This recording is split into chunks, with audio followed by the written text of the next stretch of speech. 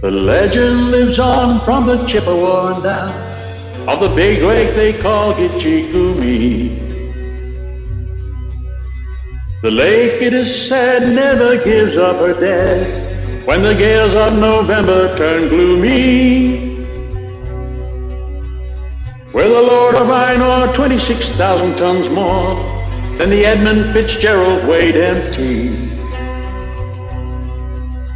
That good ship and true was a bone to be chewed when the gales of November came early. The ship was the pride of the American side, coming back from some mill in Wisconsin. As the big freighters go, it was bigger than most, with a crew and good captain well seasoned. Concluding their terms with a couple of steel firms, they sailed fully loaded for Cleveland. When later that night the ship's bell rang, could it be the north wind they'd been feeling?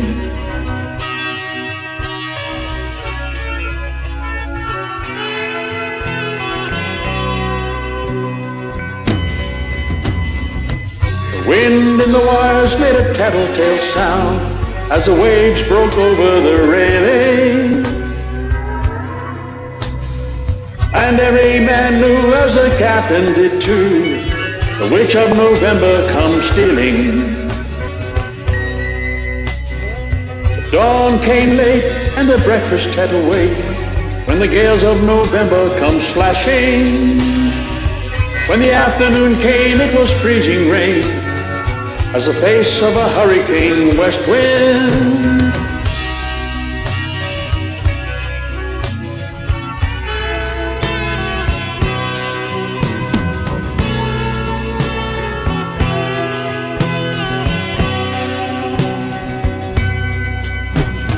When supper time came, the old cook came on deck, saying, "Fellas, it's too rough to feed ya." And at 7 p.m. a main hatchway caved in. He said, "Fellas, it's been good to know ya." The captain wired in, he had water coming in, and the good ship and crew were in peril. Later that night, when the lights went out of sight, came the wreck of the Edmund Fitzgerald.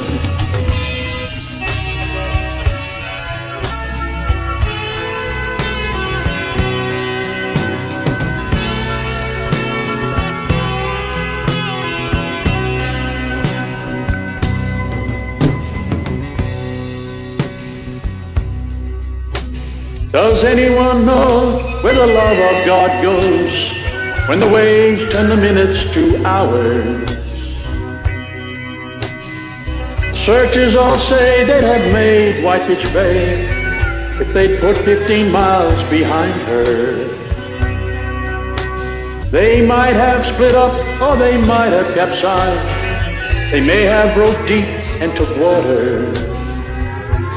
And all that remains is the faces and names of the wives and the sons and the daughters.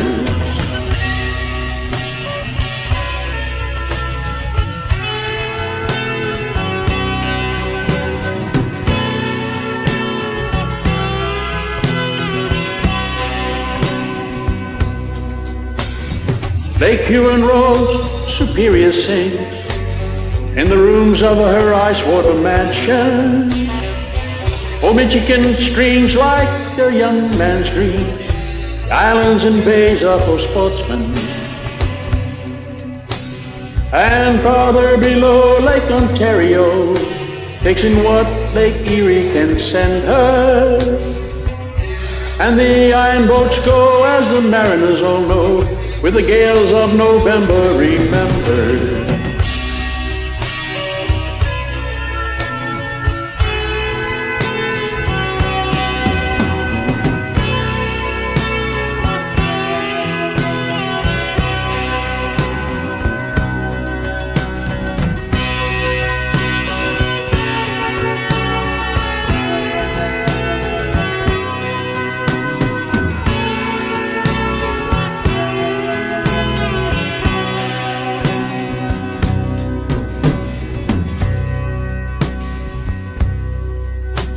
In a musty old hall in Detroit, they pray in the Maritime Sailors' Cathedral.